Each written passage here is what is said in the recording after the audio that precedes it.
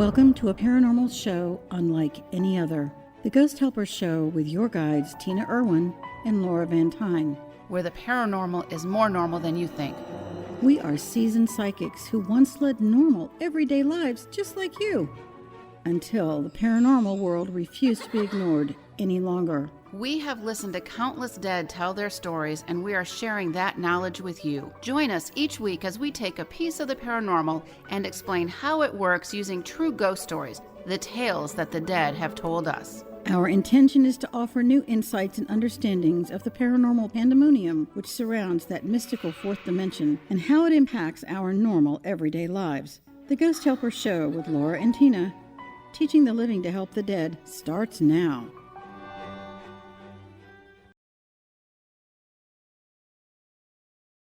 To a paranormal show unlike any other. The Ghost Helper Show with your guides Tina Irwin and Laura Van Tyne. Where the paranormal is more normal than you think. We are seasoned psychics who once led normal, everyday lives just like you.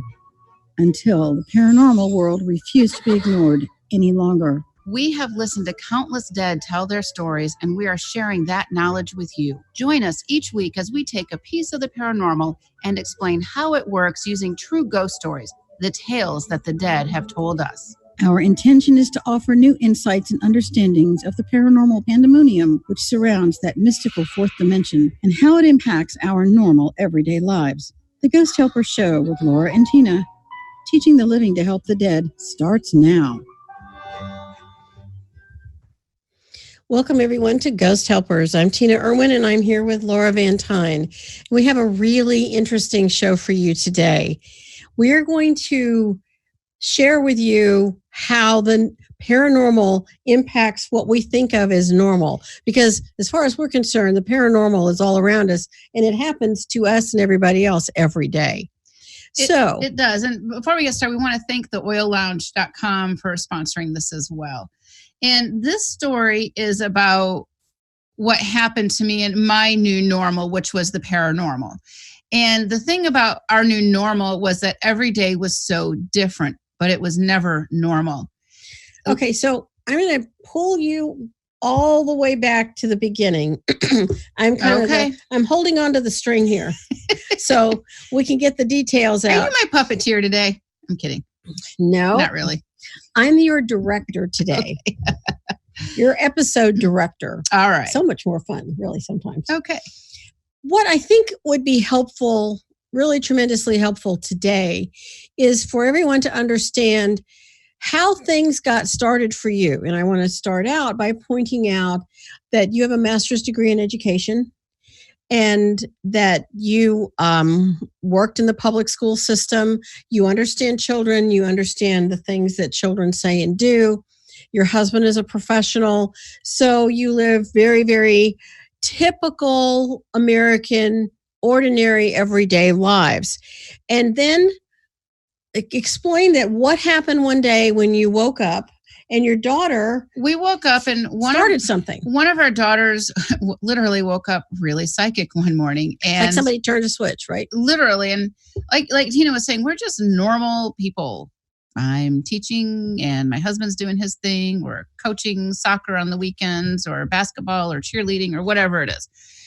And when my daughter was 6 years old, she started telling me she could hear footsteps and breathing. And I thought, well, that's interesting. And I didn't give it much thought because, we're just moving on. We're busy.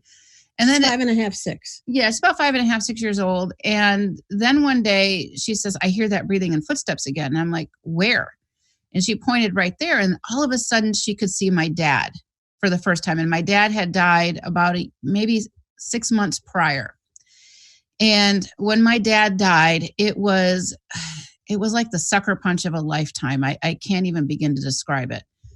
The year before, both of my husband's parents died. So our kids lost 3 grandparents in about 2 years, which is significant.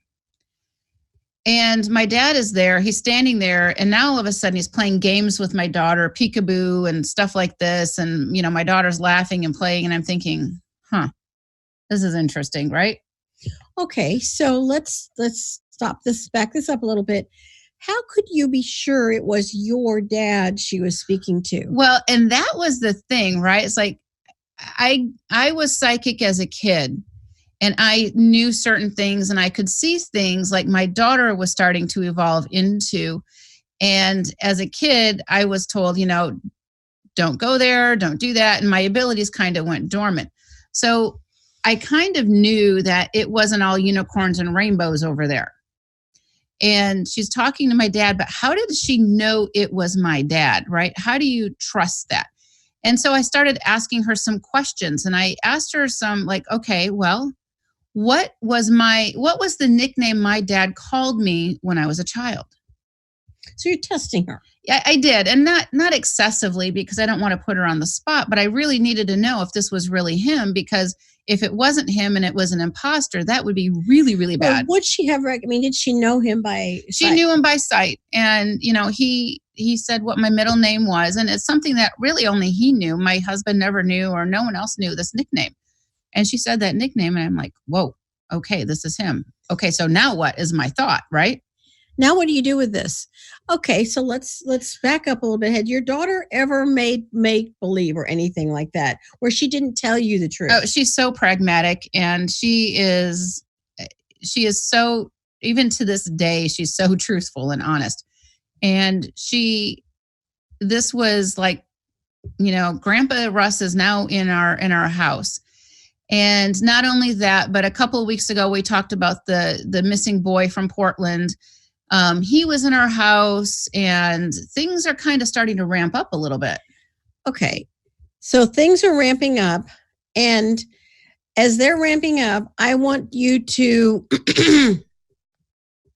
just tell me what's going through your head with this child who is basically shoving the paranormal into your normal world now on a consistent basis. So we became a ghost superhighway. It was like my daughter became a ghost magnet. And all of a sudden one day in the street is another ghost child who just happens to see my daughter. And I know now that, my daughter is a little bit brighter of a light and they could see her easily. And this little ghost child came into our house as well. And so I'm like, okay, this is interesting. Now my daughter has these imaginary playmates that aren't really so imaginary. Okay, so let's back up just a little bit here. As she's able to see these things, and you verified that it was your dad. Did you ever have her ask your dad's ghost why he was there? I did, and the answer was very chilling. The answer was because my daughter can see and do many different things, and there's a lot of dark beings that want her. Okay. Now, well, this was great with cornflakes. Right. This was what he told her, but he told it to her in a kind of a roundabout conversation where I was picking up the clues. Mm-hmm. And because if he would have said yes, because there's so many scary things out there, it would have terrified her, right? Okay. And so he tells me essentially that, yeah, she can do and see a lot of things. And there's a lot of these dark beings that are after her and coming after her. And in a weird way, and he says, I'm here to protect you. But I didn't know what that meant. And as things are ramping up, we have this ghost child now living with us. Ramping up, back up. In your mind, what does ramping up mean? There's more and more paranormal stuff in our house. There's more ghosts. There's more entities. And Annabelle now. Okay. So your daughter is coming home from school. You're walking with her she's outside, and she comes in and she tells you that there's a little blonde girl in the street. There's a little girl in her street. She's in her pajamas, is what she tells me. She's in pink pajamas. And she wants to come inside. I'm like, what am I? Sure. What do you do? And, say no and have this little ghost child standing outside in the street all the time staring at you. Or maybe she comes in and, anyways. So she comes in, and over time, she starts to ask my daughter, can you help me find my mommy? I want my mommy. And, my daughter's coming to me, and I'm like, I don't know. How do we find a ghost child's mommy? Is this mommy still alive? And I asked my daughter to what does she look like? What does she dress like? And she's wearing pajamas. And the way she described it, it was like they were pajamas from the 1990s era kind like of that thing. was so long ago. It was. So she is, she's telling me what she's dressed like. And I said, okay, so what happened to you, Annabelle? And by the way, this was way before the horror movie Annabelle came out. What happened? And she told the story about how she and her parents were at a party. Well, wait a minute. They didn't tell you that till I met you. No, they did. I knew the story. I knew this part of the story. Oh, okay. Yeah. So she's telling us that she and her parents were at a party, and all of a sudden there was this accident. And she couldn't tell me what city she lived in. She couldn't tell me anything else. There was just an accident. And so essentially what happened is she was ejected out of her body. I don't know to this day if her parents are alive or dead. No, and there's, and just kind of an aside, in a situation like that, in the example from last week's show was that when you have a situation with a ghost, it doesn't have to be that the accident happened a block from your house. Like the little boy in Portland made a connection to her, and and it's that place is 1,000 miles away, and it was probably a resonance issue. Because they're both children. They're both children. They're the same age, and we started talking about him. They can travel at the speed of thought, and we were talking about him because we saw him on the news clip. Okay, so now we know that this little girl, Annabelle, could have come from virtually anywhere in the United States. We don't know where. We don't know what year. And all we know is her rough age and her name and her clothing. I didn't know this at the time. And I was actually doing research on the internet, car crash, Annabelle. She didn't know her last name, which I thought was interesting, but she was a little kid. So maybe that was why. I don't know. And sometimes ghosts do forget things. Okay. We're going to go to break right now. You're listening to Ghost Helpers on Transformation Talk Radio. And as you're listening to this story, you're going to understand why we put together a psychic self-defense course, because it's not for everybody. It's only for the people who are really serious, who have maybe this kind of an issue. So we'll be right back.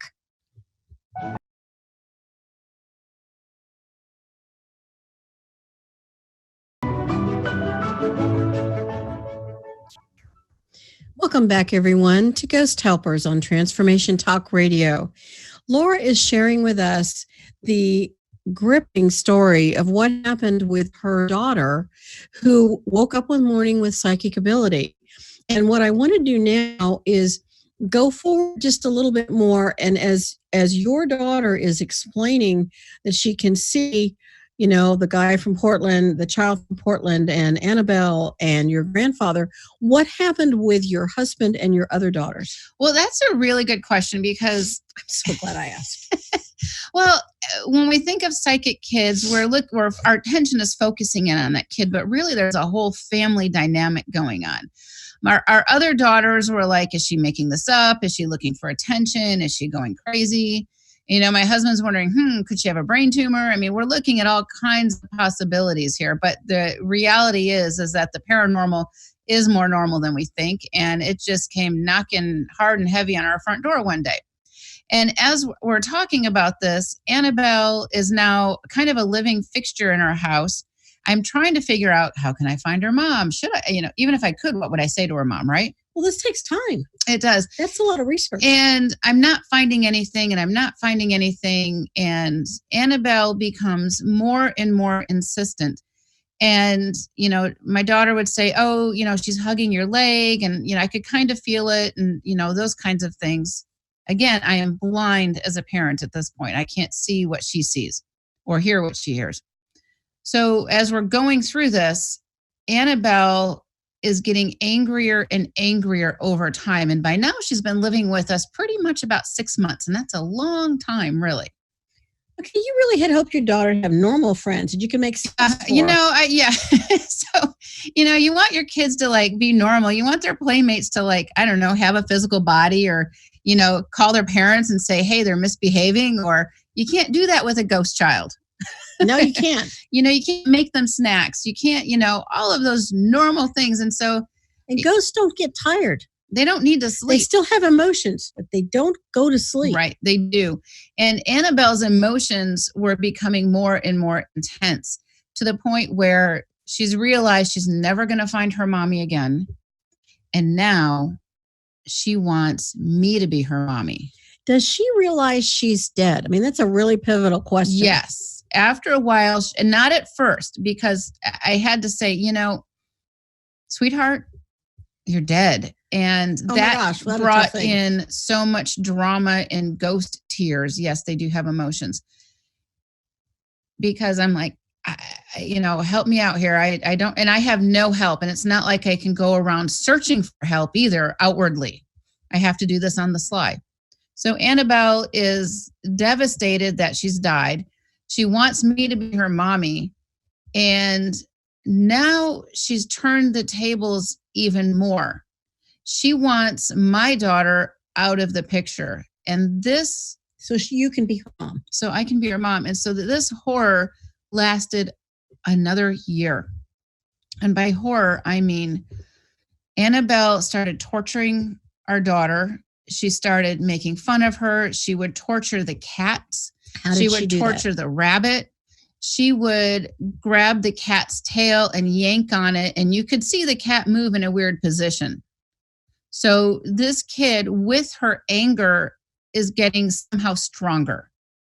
So her anger, her bewilderment and confusion has turned to anger. Yeah. She's projecting the anger on your daughter and your animals because animals can see, sense, and feel a ghost's presence. And that's a really good point. If you have animals at home and you find them staring off into space for long periods of time. Or staring at the wall.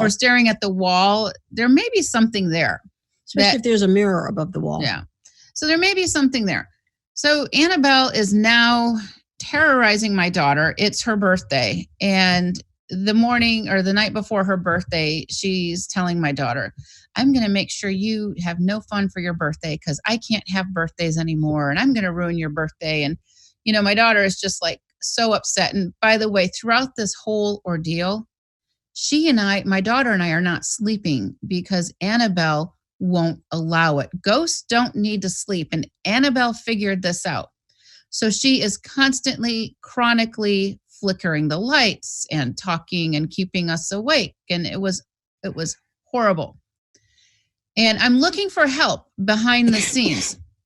And as I'm doing this, Annabelle gets more and more vicious. And now her nightly routine. Sorry. Are you done? Are you done, trying. Woman? Yeah. So her nightly routine is now, and I'm just kidding. You know that, right? Okay. Her nightly routine is my daughter gets in the shower and she gets in the shower with my daughter and she stabs her in the back with a knife.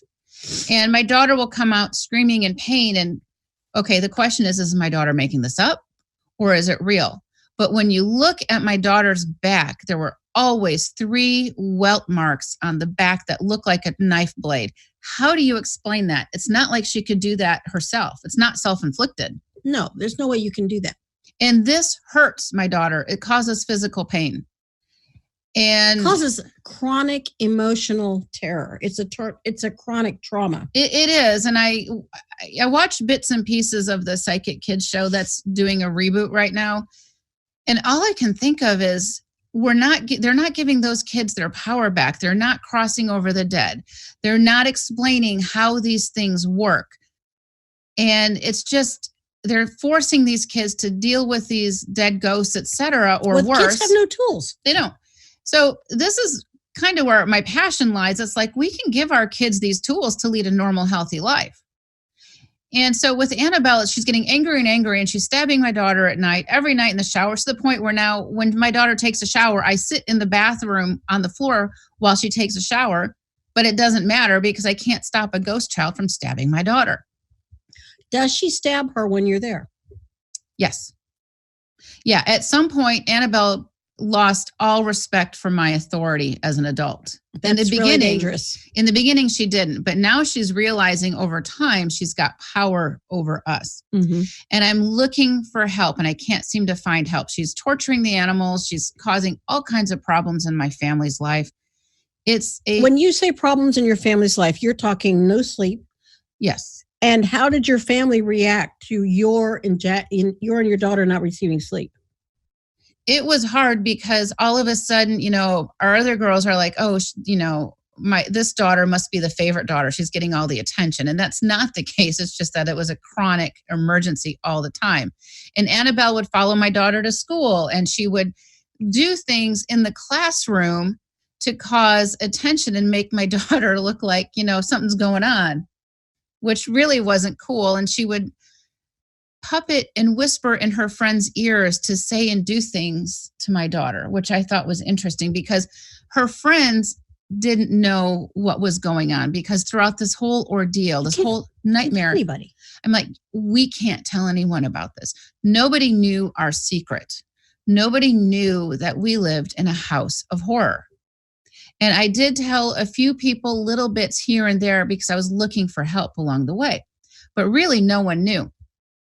And so she's at school, she's getting harassed at school, sleep evades her. She's late. If she goes to school that day, she's late. That's a problem. She's so exhausted she can't wake up. Yeah, and for her birthday, we had made these awesome lemon cupcakes, and she was so excited to take them to school. And again, a night of no sleep. And so I'm just like, to her teacher must think we're nuts at this point. And by the way, at this point, I stopped teaching because I really needed to be home with my daughter. Yeah, I mean, what a terrible situation.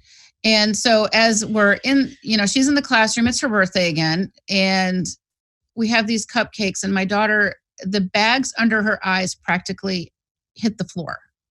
She's that tired. And I asked her teacher, I'm like, can we just do this at the first break? And I'm going to take her home. She's not feeling well. I mean, how many days can a parent say my kid's not feeling well without alerting the truancy officers at the school district and that kind of thing? Well, I think that when people think that there's a haunting situation, that, something happens and that's over. But what makes your story so intensely compelling is that this was chronic, day after day after day after day. And it wasn't just Annabelle. It was a bunch of women who were murdered, sexually assaulted and murdered. How did they manifest? They just showed up, and the murderer who died also, probably, I don't know, in prison because these women were murdered in like the 50s or 60s or something. They're trying to tell my 6-year-old their story about how they were murdered and how they were sexually assaulted. It's like, oh my God, what do you do with that? And then the murderer shows up, and he's telling my daughter how he enjoyed raping and murdering these women. And my daughter's 6 years old. Yeah, that was some gift she got. Yeah, it was terrifying. And how, as a parent, do I make that stop? How do I make it go away? My daughter learned things about humanity that no one should ever know about. Certainly not ever at 6 years old. And it was horrific beyond belief. And he would run around her bedroom saying red rum, red rum, red rum, which is murder spelled backwards. Took us a while to figure that one out. I'm like, red rum, what's that? And, what do you do for these women? These women are still in the same agony of their last moments before death. All right. Wow. This is just going so fast. When we come back, you're going to tell us more about your experiences with this, because your desperation drove you to enormous lengths to get help. You're listening to Transformation Talk Radio. We are Ghost Helpers, and we will be right back.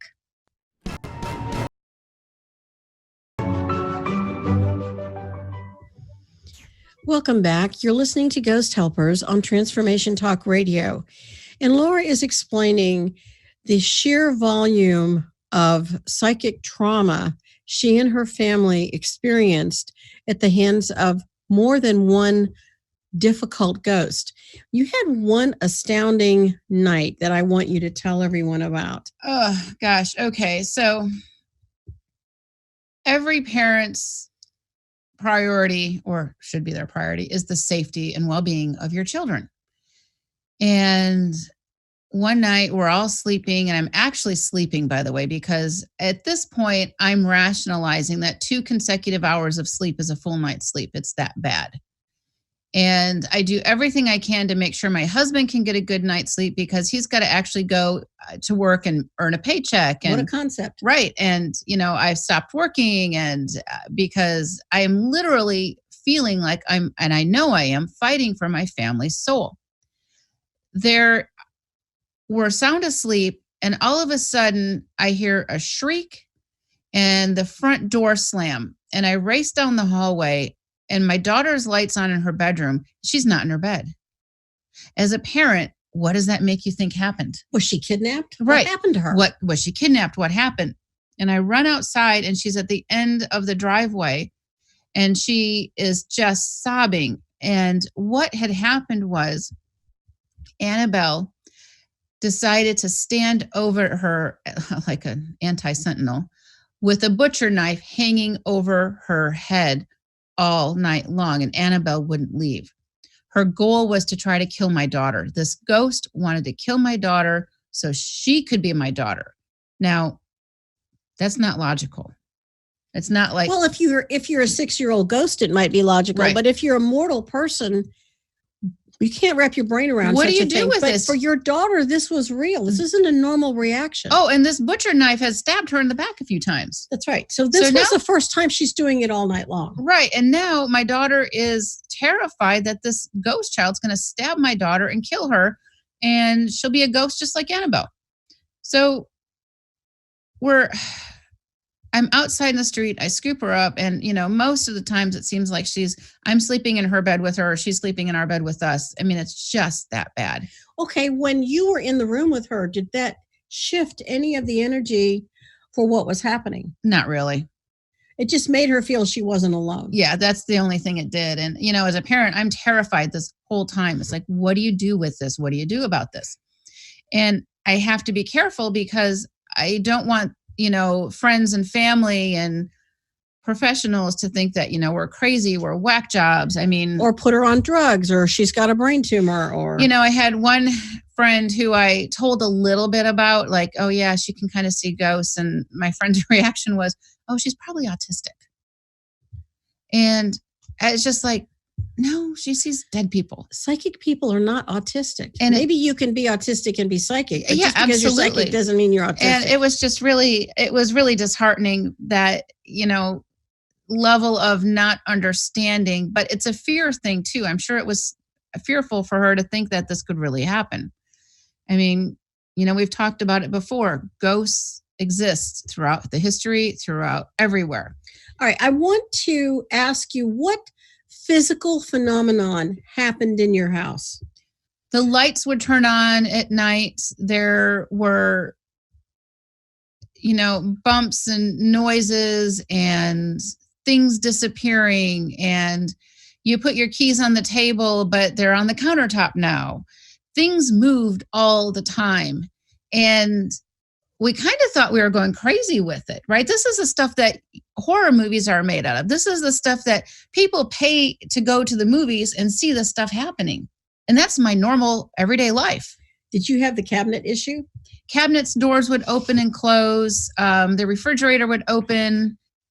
The radio in the car would turn on all the time. That's a favorite ghost tactic. It is the radio. And I remember, I think it might have been our second grade teacher at this time. It was just, she kind of knew my daughter could also see things in bodies at the time. And so she had medical intuitive abilities. Yeah. She walked up to her teacher and she says, "You're going to be really sick tomorrow." And the teacher's like, "Okay." And she, went on with her day. But I didn't know my daughter said this. About a week, 3 or 4 days later, or whatever, the end of the week, I get this email from my daughter's teacher saying, can I talk to you? Will you come in, please? And I'm like, oh God, what happened? Right. And I go and I talk to her. She goes, Your daughter told me that I was going to be sick and I felt fine. I felt like I had a little bit of a cold, but then she told me that I was going to have bronchitis because my lungs looked red. And sure enough, I got bronchitis. What is that? And she's kind of freaked out. And I'm like, oh, well, she can kind of see things. And she goes, oh, is that why things move around in the classroom? I'm like, oh God. And, one of the ghosts that was a constant visitor was Steve-O, the party ghost. Oh my gosh, tell him about that. Steve-O, I like to partay was his line. And when he would do that, all the radios would turn on full blast in the car or wherever. And Steve-O even did that in our daughter's classroom a few times. So oh my gosh. Everybody's working, everybody's quiet, and my daughter would hear, I'm Steve-O, and I like to partay. And the music would just turn on, even though the machine was off, and blast really, really loud. So now my daughter's teacher is kind of seeing some things. I'm like, oh my God, I can't wait for the school year to end, right? Yeah. But it's not just the ghosts that were the issue. And like I said before, I knew even from a child that it's not all ghosts and unicorns and rainbows. Throughout this whole ordeal, my daughter would report this 3-headed crocodile that would slither around the house. Now, I knew it was real. I knew it was real because of the way the animals would run and hide or hiss or bark. Or I loved what your rabbit did. Our rabbit, we had a house rabbit who was like the coolest pet on the planet. He would use the dog door to go in and out all the time. I mean, he was like a dog. And he had a bed, he had a little potty litter box thing. He was totally cool. When this 3-headed crocodile would come slithering at him, he would start thumping his foot really, really hard, and I knew what was happening. How do I stop this thing from harming my animals or harming the living? I had no idea what this thing was. And that's what your daughter described. Did she describe anything else that she could see that wasn't a ghost? There were all kinds of other beings and entities. There were long wispy things. There was this guy with a hat that would stand in the corner of her room and just stare at her 24/7. It was a house of horror. How do you get control? As a parent, I felt so powerless. How can I help my little girl? How can I help my family? And I am praying like I've never prayed before. I have been searching for answers, looking for help, but I have to do it in the background. So, it's not, for parents out there or aunts and uncles or whomever who know they have a child who's like excels at the piano or excels playing soccer, you can go around and say, hey, my kid really is good at the piano. She's gifted at the piano. I'm looking for a really good piano teacher. I'm looking for a really good soccer coach. You don't say, my kid can see things and I'm looking for a really good psychic. That's not going to go anywhere. Well, no, except it's not. Maybe take you to the loony bin, right? Well, it's going to take you to the loony bin. And I think that I want to back up just a little bit. And I want you to go into, how did this affect your husband's career? How did this affect your other daughters? It was really exhausting for the rest. It was exhausting for the whole family. My primary focus centered around our safety, our spiritual safety, our spiritual well-being. And I spent most of my energy and time with this particular daughter because she really needed it. The other kids and my husband, they did feel left out. I'm sure they did. They haven't said that, but I mean, it was that bad. My husband's career, it was like he could go to work and because he was at work, he could actually get some rest, but it's exhausting. Our other kids are trying to be normal. They're trying to do things with friends. Nobody is inviting their friends over to our house anymore. Our house be really lonely. Well, our house used to be like the house to go to. The kids have this playhouse in the backyard that's this 8x10 structure with air conditioning, full to the brim of Polly Pockets and Legos and little pet shops and whatever. And there's a pool, and everybody was always at our house. It was like the house everybody went to.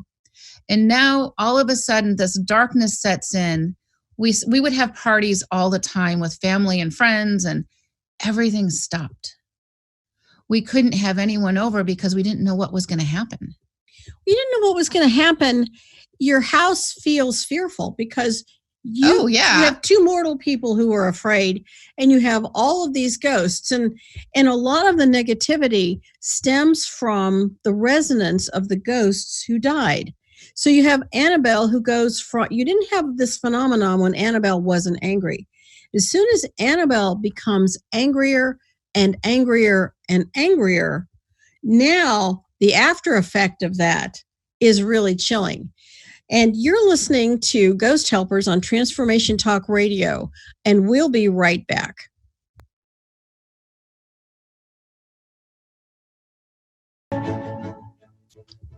Welcome back, everyone, to Ghost Helpers on Transformation Talk Radio. Laura has a couple of more ghost stories, and then we're going to talk about some of the amazing things we're going to share with you next week. So you had two stories that you need to share. They were amazing. Well, one of them was, sometimes you have to find the humor and the trauma and the drama, right? And at the time I was really, ticked off. Can I use the P word or not? Probably not, huh? It's a family show. We be careful. Okay. So my husband and I are watching TV one night, and it's like right before Christmas, and our daughter comes out of her bedroom with these just huge, tears streaming down her face. I'm like, what happened now? Because usually when something paranormal happens, I hear mom, and mom always has two syllables. I'm like, okay, great. That's not normal. This time she comes out with just these huge tears, and she goes, is Santa Claus real? And I'm like, what? It's like maybe 3 days before Christmas. This really bad man, ghost man, is in my room right now, and he's telling me that I'm such a baby because I believe in Santa Claus and, all of this stuff. And he's telling me that it's not real, and it's all, he's just going on and on and on. And this is kind of like, this was like our last magical year like that, because she was, 6, 7 years of age.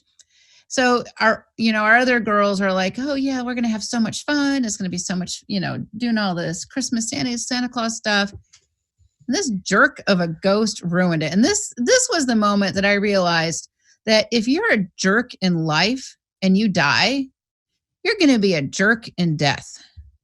Yes, your personality doesn't change when you leave a mortal body.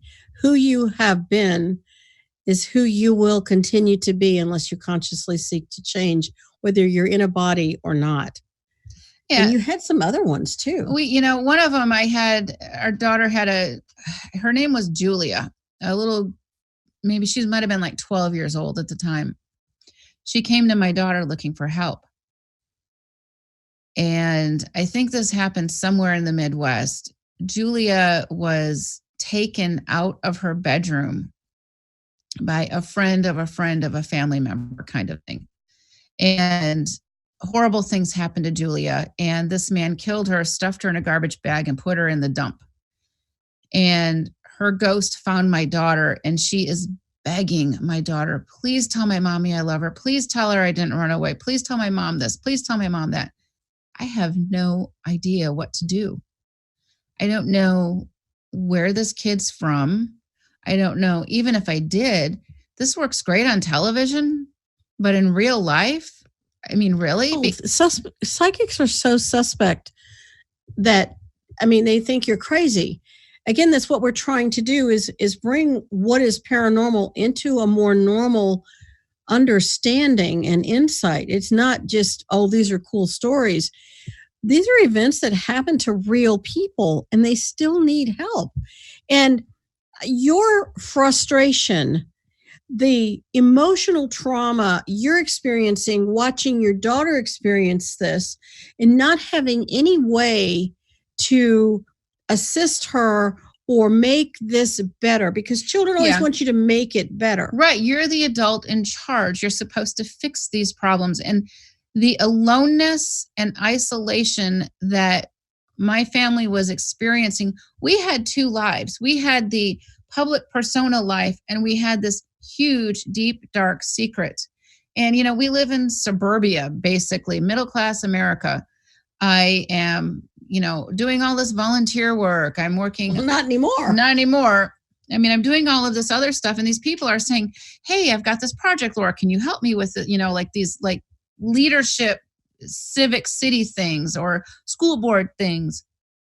And I have to keep saying, "No, I can't. No, I can't. No, I can't." And meanwhile, I'm gaining weight like crazy. The bags under my eyes are just beyond belief. I mean, it is so traumatizing, and we're cutting back on being social. We can't go out and do things. We can't have a normal conversation. My husband and I can't go out to dinner with people anymore because we can't afford to leave our daughter with anyone else, another sitter or buyers, with the older ones or whatever. It didn't matter. We couldn't leave our children home alone. Yes, because you're never alone. We're never alone.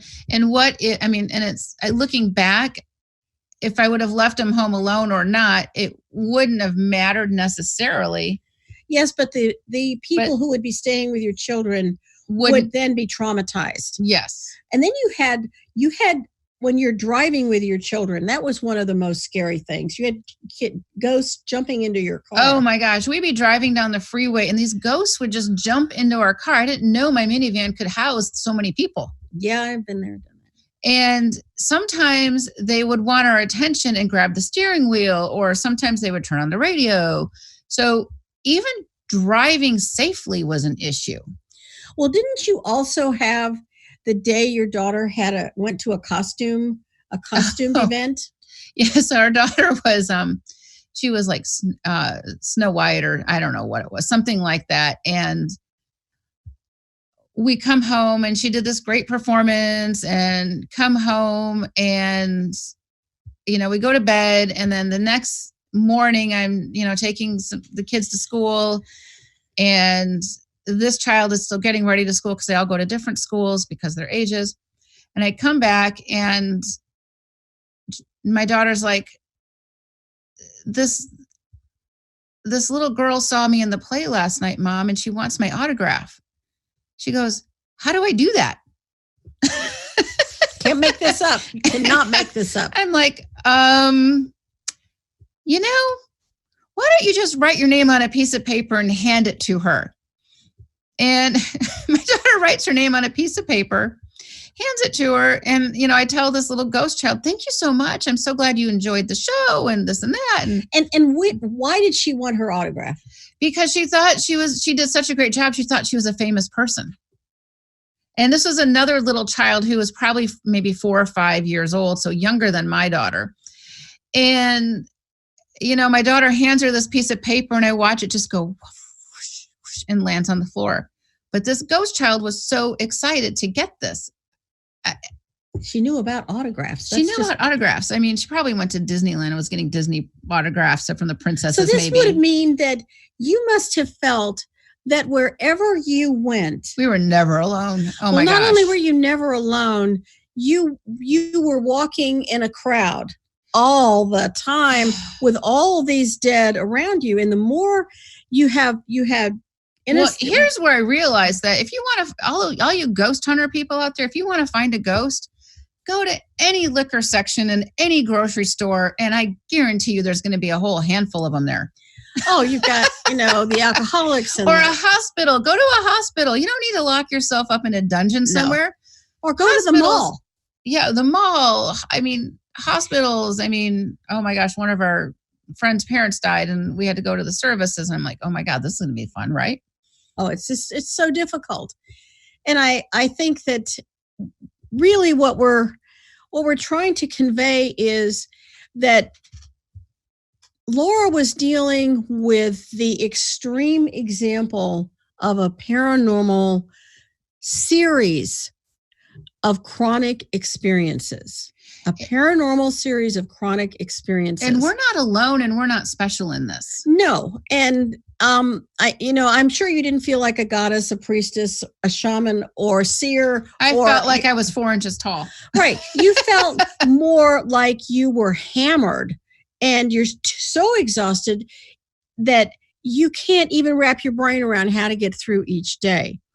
And what's going to happen is over in the next episode next week, we're really excited about this episode because we wanted you to have the full depth and breadth of Laura's experience, because next week we're going to really detail the lengths Laura went to find responsible help for this situation, which basically ultimately led to us getting together because we know karma never wastes energy. And, you know, a lot of these trials and tribulations, I look back and they are so flipping funny. It's like, you know, we got to tell, you know, how I, you know. No, we have a minute left. Then he says we have a minute left. So you're listening to Ghost Helpers on Transformation Talk Radio. We want to thank the Oil Lounge. And if you're serious about psychic self-defense, take our course. And we want to thank you for joining us. Thank you to Benny and Kat for being our producers and keeping us on time. And Laura, you know, next week, you're going to get to share your journey for help.